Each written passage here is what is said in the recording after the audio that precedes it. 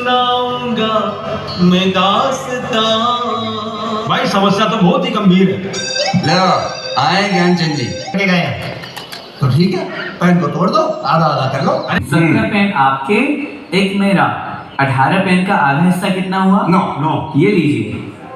इस आपका तीसरा हिस्सा कितना हुआ? 6। ये लीजिए 6 आपके। और आपने तो मामला एकदम से निपटा दिया, कमाल है। देखिए, जब तक किसी समस्या में अपने आप को नहीं रखा जाए ना, तब तक समाधान नहीं मिलता। मेरा मतलब है, समस्या बाहर से दिखती है, जब उसके भीतर प्रवेश किया जाता है ना, तो समाधान अपने आप। मैं तो नहीं कहता, लेकिन लोग कहते हैं उन्हें संतुष्टि मिलती है। भैया कब चाय देना? आप चाय पियेंगे? नहीं, मैं व्यसनों से दूर रहता हूँ। व्यसन? हाँ, चाय, कॉफी, बीड़ी, सिगरेट, अल्कोहल, ये सब व्यसन ही तो है। जो आदत छुड़ाए न छूटे, वो व्यसन ही होती है। चलता हूँ, जय जगन्नाथ। आपका कभी जयपुर आना हो तो आप साना में हमारे संस्थान में जरूर पधारिएगा, आपको बहुत अच्छा लगेगा। ठीक, चलता हूँ, जय जगन्नाथ।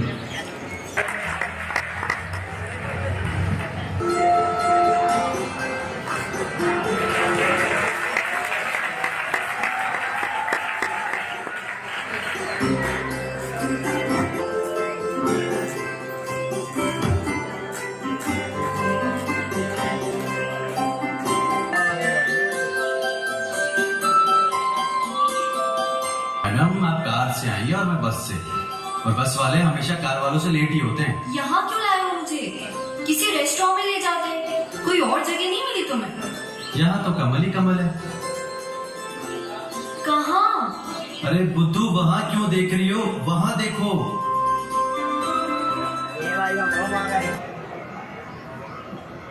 ये देखो, नाम है अपनी फिल्म का।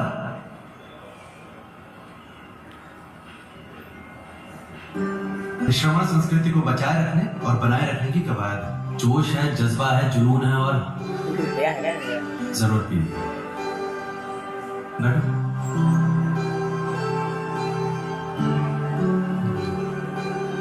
ये लो, कॉफी पियो।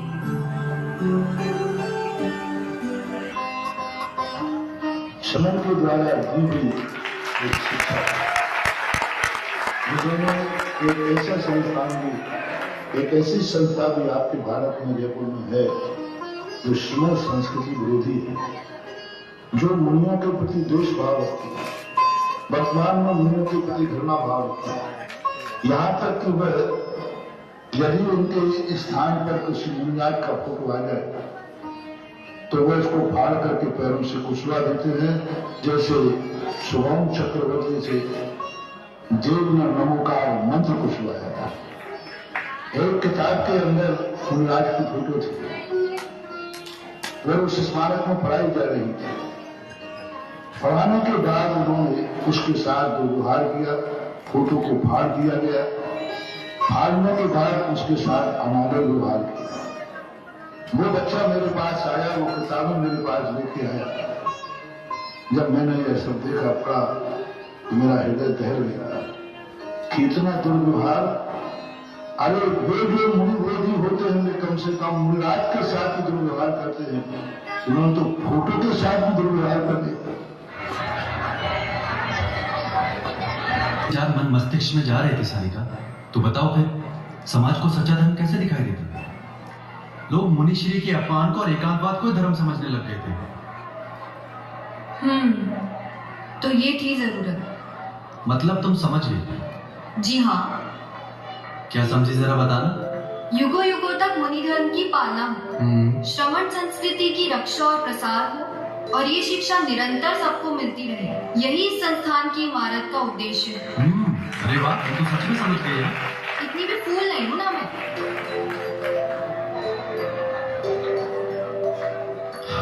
देखो उस बच्चे को, देखो। ये इमारत अपने परिसर में ऐसे बच्चों को बुलाती है। कहाँ जा रहे हो? गौरव प्लीज बता दो। गौरव बताओ ना। मेरी जुबान से तुम्हें आनंद नहीं आएगा सारिका। तो क्या है? इस इमारत से पूछो, ये बताएगी तुम्हें अपनी कहानी। ये इमारत? हाँ। तो तुम्हारा मतलब ये है कि अगर मैं संस्थान से पूछूंगी कि हे श्रमण संस्कृति संस्थान, मुझे अपनी कहानी सुना, तो ये सुना देगा? हाँ। तुम ना पूरे बुद्धू। अरे एक बार कहो तो सही। अच्छा, देखते हैं।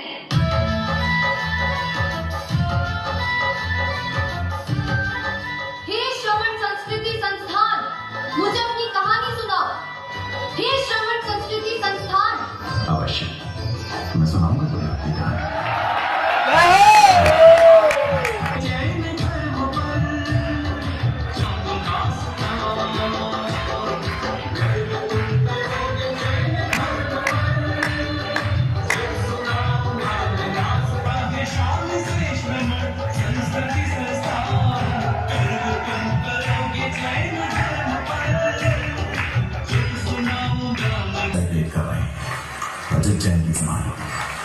कितनी तालियां मिलती हैं मुझे। उन तालियों के वक्त मुझे याद आता है कि इन तालियों के पीछे कितनी मेहनत है। वो दो विद्यार्थी तो मिश्री को अपनी बात कहकर चले गए। जैसे ही उन्होंने ये बात सुनी, उनका मन द्रवित हो गया। वो बेचैन हो उठे। मुनि धर्म को बचाने और श्रवण संस्कृति की रक्षा के लिए अब उन्हें ही कुछ करना पड़ेगा, ऐसा ख्याल उनके मन में आने लगा। अब हुआ भी ऐसे। उन्होंने मन ही मन आचार्य श्री विद्यासागर जी महाराज को याद किया और प्रातःकाल के अपने प्रवचन में कहा, औरतों के साथ व्यवहार करना सबसे बड़ा कसाई माना जाता है। सामने फाइटिंग करने वाला उतना नहीं। तब मेरे मन में भाव आया, उस दिन में रात भर सोया नहीं, पूरी रात ध्यान में बैठा रहा कि आज जिस स्थान पर मैं चतुर्मास कर रहा हूं वह स्थान इतना निकृष्ट भी है। बस रात भर जो मैं जागा और रात भर जागने की जो ध्यान में रहा, तो जागने की गर्मी, ध्यान की गर्मी, और जब मुझे गर्मी चढ़ी और वो प्रवचन में जब गर्मी उतरी तो समझ और उनकी अनुमति के बाद इस श्रमण संस्कृति संस्थान यानी, और जानते हैं, इस नीव के महाराज के आशीर्वचन, मेरा सपना देखने वाले, मेरे उद्भव का ख्वाब देखने वाले श्री श्रीधर, श्री राम जी और श्री गोधा जी। कितने आनंद की बात तो पड़ेगी। तो श्री दिगंबर जैन अतिशय क्षेत्र मंदिर संघी जी दासीवाल एवं तत्कालीन प्रबंधकारिणी समिति को पूज्य मुनिश्री ने आशीर्वाद प्रदान किया तथा मेरा चयन इस कार्य के लिए किया गया। तो हे युगों युगों तक मुनि धर्म की पालना, श्रवण संस्कृति की रक्षा का सपना देखने वाले, किसी भी इतिहास को पढ़ने में बहुत सी तकलीफें गाता कष्टाई पिसार दे आगे की सुखी रहे। तो मैं उन तकलीफों और परेशानी को जानता कि वो मुझ तक क्यों आया है और मेरा उद्देश्य क्या है। मैं बड़े होकर आलम के अनुसार विद्वान बनूंगा। मैं जिन धर्म का प्रसार करूंगा और मैं जब यहाँ से निकलूंगा तो मुनि धर्म का प्रसार करूंगा और अनेकांतवाद की धारा को आगे बढ़ाऊंगा। और आगे की बात करने से पहले मैं आपको अपनी कहानी सुन रही है ना? हाँ हाँ, मुझे तुम्हारी आवाज आ रही है। इन झरोकों से, खिड़कियों से, दीवारों से, सब जगह से। ठीक है, तो मैं बता रहा था कि संस्थान यानी मेरी स्वभाव ऐसे होती है। ये जो स्वर आप सुन रहे हैं, ये प्रार्थना का स्वर है। आंगन में सभी छात्र सुबह प्रार्थना करते हैं।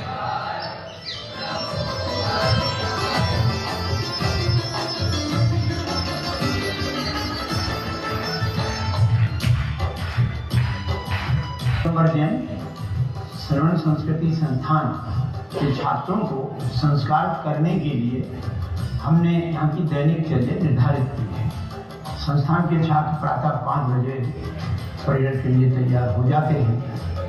उस प्रेयर में हम अनादि मंत्र, सामोकार मंत्र और इसके बाद जो स्तोत्र वगैरह हैं वो भी हम प्रेयर में करवाते हैं। प्रेयर करने के उपरांत छात्र अपने स्नान आदि क्रिया से निवृत्त होकर के फिर कुछ योगा भी करते हैं।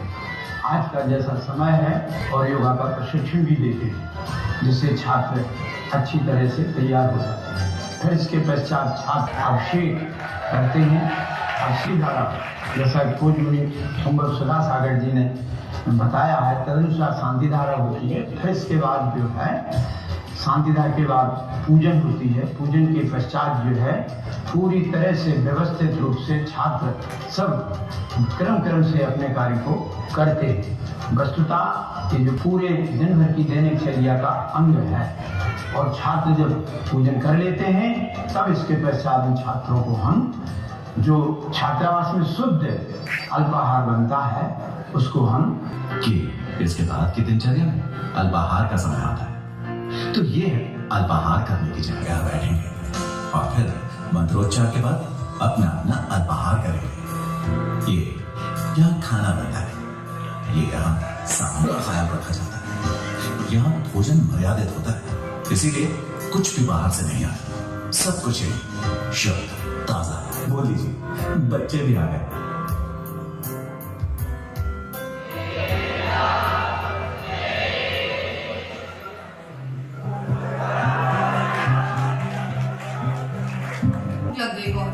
मुझे पता है कि तुम्हें सबसे ज्यादा भूख लगती है।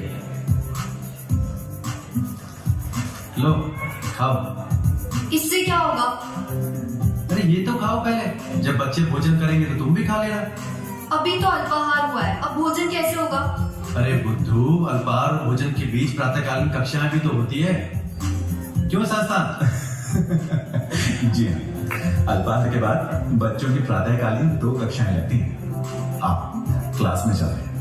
सारिका जी अपनी भूख को थोड़ा कंट्रोल कीजिए और कक्षा में चलिए।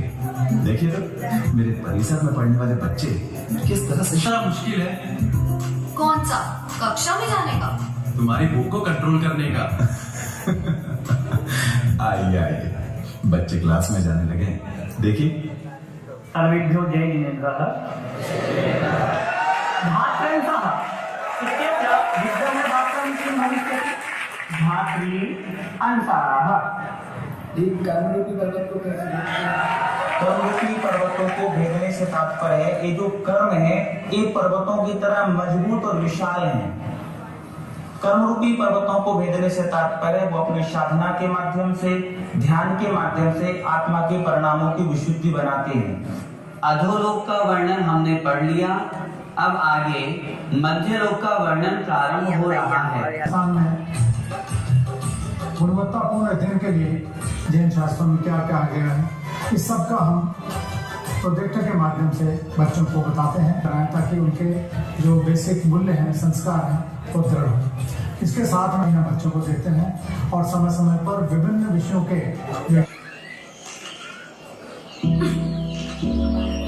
अरे इतनी भूख लगी है क्या? और क्या, तुम्हें पता है ना मैं कुछ भी सहन कर सकती हूँ पर भूख नहीं। अभी बच्चों की कक्षाएं खत्म होने वाली हैं, उसके बाद बच्चे जाएंगे भोजनशाला में भोजन करने। तो हम भी चले? ये लीजिए दीदी, एक फल खा लीजिए। आप बड़े यत्न से फल तोड़ रही थी ना। फल तोड़ना अच्छी बात नहीं होती, ऐसा करने से पेड़ों को तकलीफ होती है, इसलिए मैं आपके लिए ले आया। अरे वाह, आपको भूख लगी होगी ना। देखा इसे कितनी चिंता है मेरी।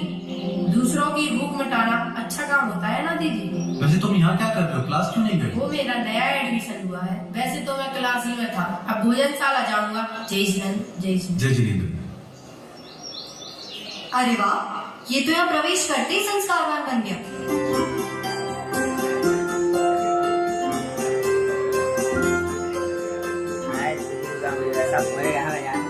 मुझे भी अच्छा लगा था सारिका।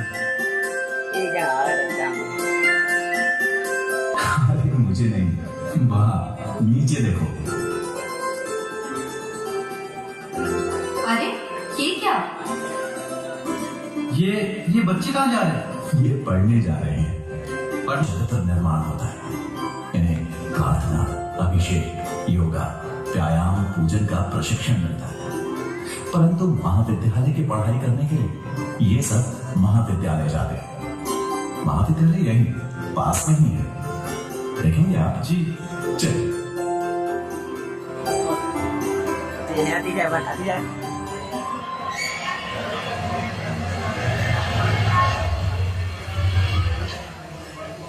ये वो महाविद्यालय सारिका। अच्छा। प्रातःकाल भोजन के पश्चात बच्चे यहाँ 3 बजे तक अध्ययन करते हैं। हाँ जानती हूँ, वहाँ संस्थान में अपने निर्माण की शिक्षा प्राप्त करते हैं और यहाँ अपने निर्वाहक यानी कि एकेडमिक नॉलेज में पारंगत होते हैं। लो आओ किसी से पूछते हैं कि यहाँ की पढ़ाई में और संस्थान की पढ़ाई में क्या फर्क है।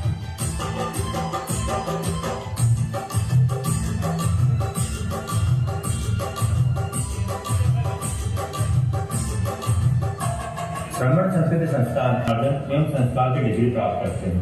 इस तरह से दोनों ही क्यों पूछा? अभी भी संस्थान ने मुझे कहा है कि जब इस संस्थान की बनाने की बात की गई थी तब भी ऐसे ही थोड़ा थोड़ा प्रकाश फैला था और थोड़ा थोड़ा अंधकार दूर हुआ था।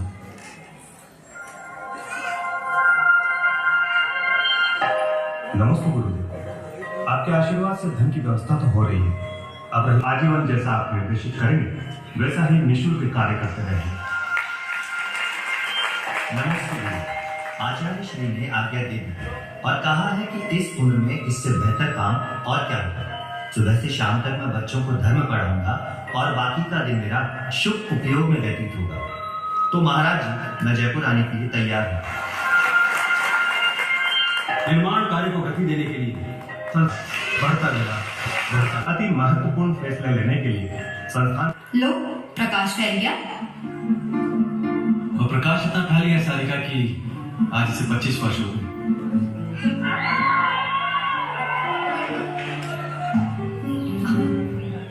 अरे की या आराम करने का समय। आराम कौन करता है, इन्हें तो मेहनत करनी, खेल कूद कर अपना शरीर बनाना। इसलिए ये खेल उसे सब साथ लेकर चलते हैं। संस्कार सीखे हुए आज शाम का खाना तो मिलेगा ना? फिर से तुम ना मुझे यूं ही समझते हो। मैंने इस संस्थान के एडमिशन की प्रक्रिया के बारे में जान लिया है। कैसे? उनका इंटरव्यू लेके। उनका? श्री दिगंबर जैन श्रमण संस्कृति के शिविर लगाए जाते हैं और उन शिविर की संस्थान में अर्थात +2 का कोर्स पढ़ाया जाता है। महाविद्यालय स्तर पर वहाँ माध्यमिक शिक्षा बोर्ड की वे वरिष्ठ उपाध्याय परीक्षा के 2 वर्ष के कोर्स को पूर्ण करते हैं। प्रारंभ के 2 वर्षों में प्रत्येक विद्यार्थी को ष्टोपदेश, द्रव्य संग्रह और रत्नकर्ण श्लाघाचार इन 3 ग्रंथों को पूरा अध्ययन कराकर कंठस्थ याद करा दिया जाता है।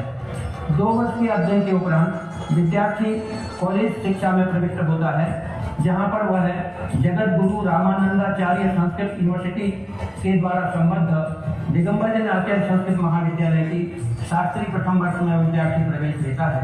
इस प्रकार हमारे यहाँ के विद्यार्थी को वह शास्त्री परीक्षा उत्तीर्ण करने के उपरांत पूरे भारत में BA के समतुल्य जो है मान्यता उसे प्राप्त की हुई है। हमारी ऐसी मान्यता है कि अचानक कहाँ गायब हो गए? ये कहीं गायब नहीं हुए जना, ये यही है, पढ़ रहे हैं, शिक्षित हो रहे हैं, पोषक दुनिया में आस्था रखने वाले शावक बन रहे हैं। छात्र ही नहीं आते तो ये कमरे ऐसे ही खाली रहते तो फीस नहीं होती, तो उनके पास छात्रावास में रहने के लिए देने वाला शुल्क नहीं होता, तो मगर ऐसा नहीं हुआ। सहज उस बात के लिए बचने वाली तारीफ महाराज के आशीर्वाद और परम पूज्य मुनि पुंगव श्री सुधार सागर जी महाराज के सानिध्य में शिलान्यास का कार्य संपन्न हो। इस संस्थान के निर्माण कार्य के लिए पूज्य गुरुदेव के समक्ष ये संस्थान को समर्पित है। ये संस्थान के निर्माण कार्य में सहयोग करते रहेंगे और प्रयासरत रहेंगे कि बढ़ते ही जा रहे हैं, जिनसे प्रवेश करने के पश्चात कोई फीस नहीं ली जाती और उन्हें लौकिक और धार्मिक शिक्षा निःशुल्क दी जाती है। ये बालक यहाँ पढ़ते हैं, शिक्षित होते हैं और संस्थान का उद्देश्य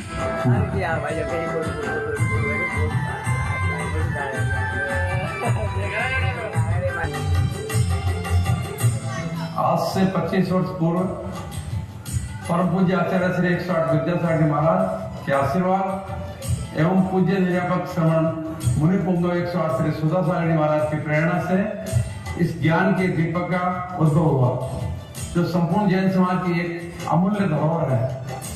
पूज्य मुनिश्री की प्रेरणा को साकार रूप प्रदान कर संस्थान को सजाने व संवारने का कार्य निवर्तमान अधिष्ठाता स्वर्गीय पंडित श्री रतनलाल जी बहनाड़ा एवं संस्थान के निदेशक डॉक्टर शीतल चंद जी जैन ने किया। मैं अपने आप को धन्य मानता हूँ और अभाग्य समझता हूँ कि पूज्य मुनिश्री के आशीर्वाद एवं प्रेरणा से मुझे भी संस्थान की नींव के समय इस ज्ञान कुंज से जुड़ने का सौभाग्य प्राप्त हुआ। आज यह संस्थान एक विशाल वृक्ष बन गया है जिसकी शाखाओं से ऐसे श्रावक विद्वान पंडित बनकर निकले हैं और निकलते रहेंगे जो युगों युगों तक जिन धर्म मुनि धर्म एवं अनेकांतवाद की धार एवं मुनिश्री की भावना के प्रति है और सदैव रहेगी। सारिका, मुझे ये समझ नहीं आ रहा है कि तुम डायरी में लिख क्या रही हो? मैं नींव की ईंटों के नाम लिख रही हूँ। क्या मतलब? अरे जो लोग इस संस्थान को बनाने में उनकी नींव थे उनमें और भी तो लोग थे। अच्छा जी। कौन कौन? ये देखो, ऋषभ जी जैन,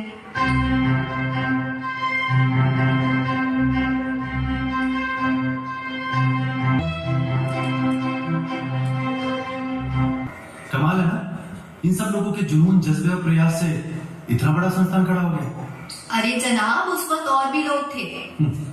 मुझे पता है, बस मैं ये देख रहा था कि तुमने कितना रिसर्च किया। सहयोग में थे।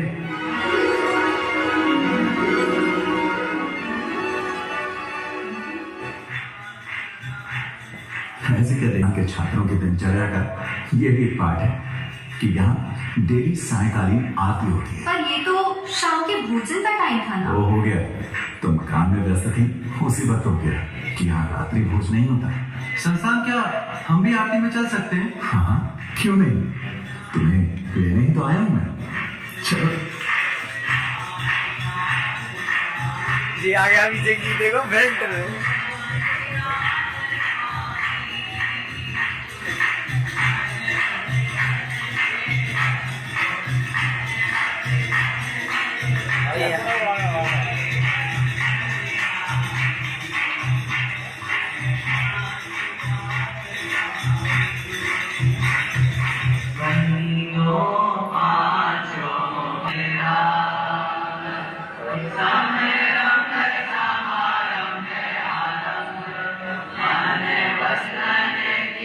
पाठ की परंपरा है। उसके बाद फिर छात्र कक्षाओं में पढ़ते हैं।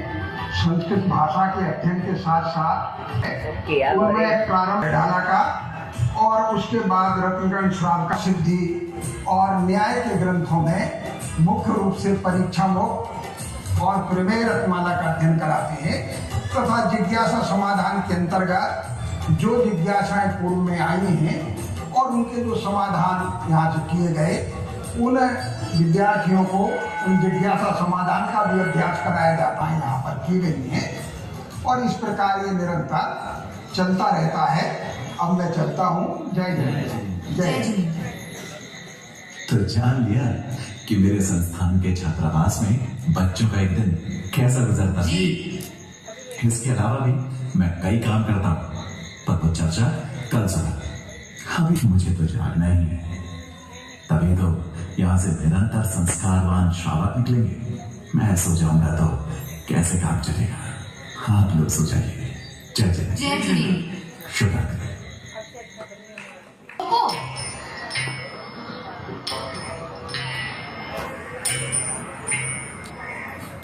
क्या हुआ?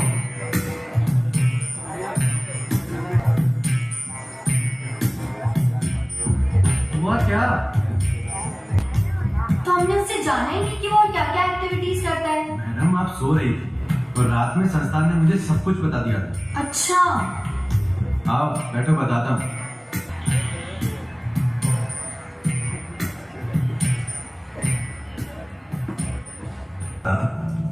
ये इमारत, ये संस्थान, यानी कि मैं कुछ लोगों का संस्थान नहीं, मुझे पूरे भारतवर्ष के सभी आचार्यों का उपाधि। तभी तो मैं इतने आत्मविश्वास से कार्य कर पाता हूँ, उसे अपने आगोश में ले लेता हूँ और जब वो मेरे परिसर में पढ़कर सीख कर धर्म की पालना करने लगता है, मुनिव्रत धर्म को समझ लेता है, अनेकांतवाद को कहता कि जा जब और फैला होने का धर्म का प्रकाश में जहां जहां उसे बुलाया जाता है वहां अपनी बात कहने। इसी तरह हमारी स्थिति है कि मेरे यहाँ पढ़ने वाले हर बालक के विपद निर्माण में यहाँ की लौकिक श्री पुंगव संत श्री 108 सुधा सागर जी महाराज का ही हाथ होता है। पूज्य गुरुदेव स्वयं अपनी साधना से समय निकालकर समाज के कल्याण के लिए और धर्म की प्रभावना के लिए ऐसे विद्वान तैयार करने के लिए समय साथ आध्यात्मिक शिक्षण प्रशिक्षण शिविर लगाते हैं। देश ही मुनिव्रत की मशाल को संपूर्ण विश्व में जलाना है। छात्रों को ध्यान दें, ये है और ये भी है। मेरे माध्यम से 2017-18 में बालिकाओं के तो एक अनूठा काम हुआ। इस बालिका छात्रावास के रूप में जहां परम पूज्य गुरुदेव संत शिरोमणि आचार्य श्री 108 विद्यासागर जी महाराज का आशीर्वाद से एवं परम पूज्य सुधा सागर जी महाराज की प्रेरणा से श्रीमती शीला टोटिया की देखरेख में एक महत्वपूर्ण भूमिका बनी और बालिका छात्रावास का प्रादुर्भाव हुआ। आज देखा जा रहा है कि हमारे समाज की बालिकाएं उच्च शिक्षा प्राप्त करने के चक्कर में अन्य जाति के बालकों की ओर आकर्षित हो रही है। इन सबको मद्देनजर रखते हुए हमारा कर्तव्य बना कि हम इनको सुसंस्कारित करें। इसी के तहत मुनि पुंगव से सुधा सागर जी मुनिराज ने एक ऐसा आशीर्वाद दिया और सांगानेर में एक ऐसा स्थान स्थापित किया कि जहां पर ब्राह्मी सुंदरी नारियों की तरह हमारी बालिकाएं तैयार की जा रही है। हम देख रहे हैं कि हमारी बालिकाएं हर क्षेत्र में कार्य कर रही है, चाहे वो सांस्कृतिक क्षेत्र हो, चाहे वो कला हो, संगीत का क्षेत्र हो, नाट्य कला हो, सभी में वह बहुत रुचि से भाग ले रही है। हम चाहते हैं कि इन बालिकाओं को कंप्यूटर में भी बहुत आगे तक शिक्षा दें और इनके जीवन को बहुत आगे तक बढ़े, ऐसा संस्कारित करें। हमारी बालिकाएं इसी तरीके से पौधा हुआ करता था, मगर आज एक विशाल पेड़ है। इसकी शाखाएं देखिए और इस संस्थान के लिए अपना जीवन झोंकने।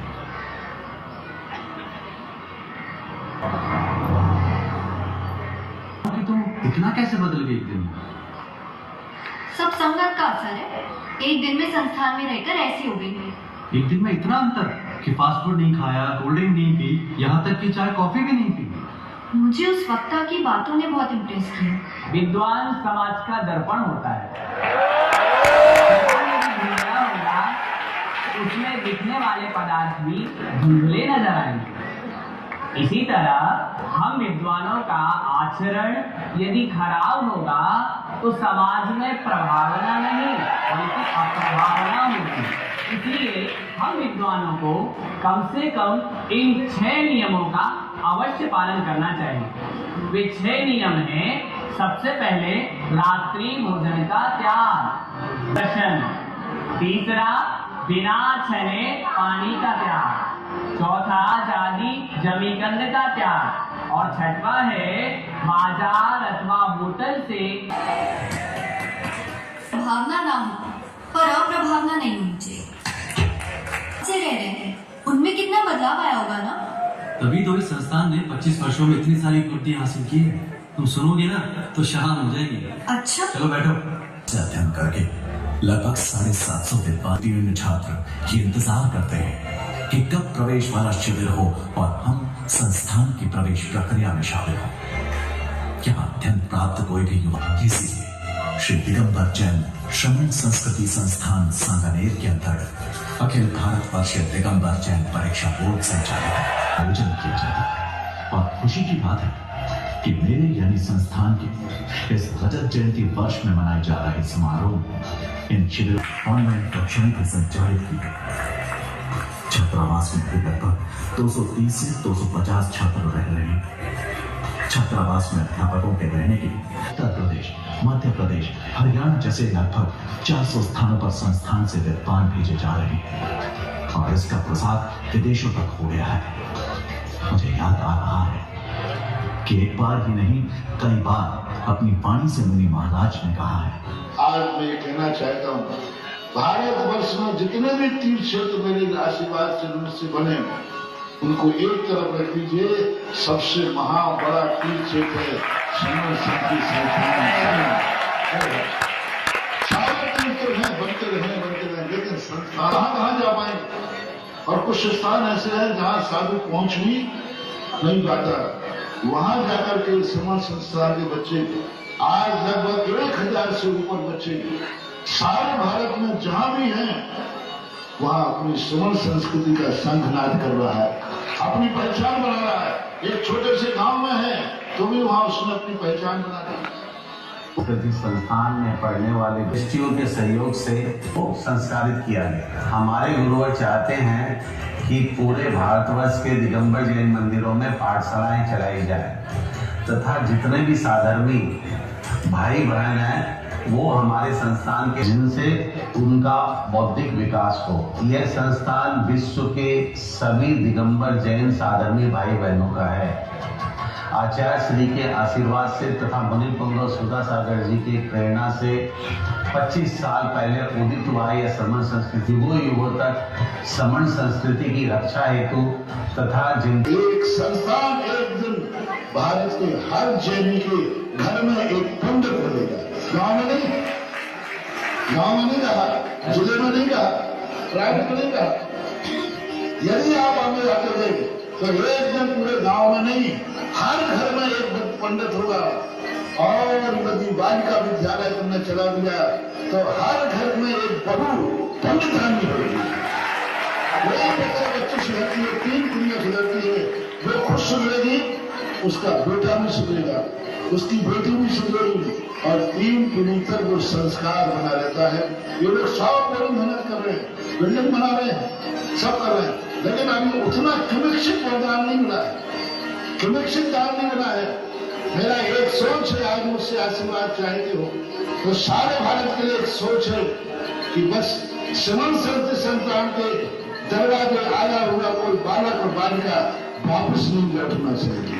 जिस दिन ये हो जाएगा उस दिन का रात्रि का जागरण मेरा सफल हो जाएगा। उस दिन पूरी रात्रि का जागरण अभी चढ़िए, देखो आएगी ना गर्मी, और उस दिन मेरी गर्मी शांत हो जाएगी। जिस दिन आएगा कि संसार के दरवाजे जो बालक बालिका सुधरने जाता है, संसार उसका स्वागत करके 5 साल को बच्चे को अपनी गोदी में उठा देता है। मैंने सारे समाज को आगाह किया है कि समण संस्थान एक वो संस्था बन गई है, तुम रहने के लिए बच्चों की खाने की व्यवस्था करते जाओ, मैं इतने बच्चे तैयार कर दूंगा कि तुम्हें लगेगा कि पंचम दान है तो छठा था। संस्थान ने बात तो सही कही थी। ऐसे संस्थान को कुछ दान करना हमें भी 4 दान का फल देगा। तो क्या कहती हो फिर, घुमाओ गाड़ी? पूछने की जरूरत है? मुझे कुछ ना कुछ दान अवश्य करना चाहिए। मैं तो अपनी गलत उससे सैकड़ों गुना 1000 गुना विद्वान यहाँ के दरवाजे से निकलेंगे। लीजिए, वो दोनों तो मुझे कुछ ना कुछ देने आए। तब तक आप मेरी प्रथम, वर्तमान एवं संत श्री सुधासागर बालिका महाविद्यालय व छात्रावास की कार्यकारिणी को भी जान लीजिए। गुरु विद्या सुधा